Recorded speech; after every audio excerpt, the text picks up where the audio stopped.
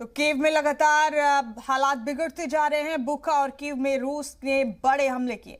रूस और यूक्रेन के बीच जंग 10वें दिन भी जारी है और इस बीच दारुल हुकूमत कीव में हालात मुसलसल बिगड़ते जा रहे हैं। बुका शहर और कीव में रूस ने कई बड़े हमले किए हैं और इन शहरों में हालात बेहद कशीदा और तशवीशनाक हैं। तस्वीरें देखकर आप समझ सकते हैं कि किस कदर हौलनाक मंजर होगा यूक्रेन में इन दिनों। ये बड़ा अपडेट आपको दे रहे हैं रशिया और यूक्रेन की जंग के हवाले से।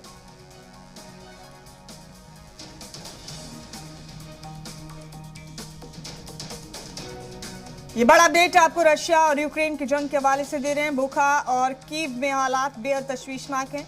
तस्वीरें देखकर समझ सकते हैं कि किस कदर कहर टूटा है यूक्रेन पर। बता दें आपको कि रूस ने इन दो शहरों में ताबड़तोड़ कई हमले किए हैं मुसलसल।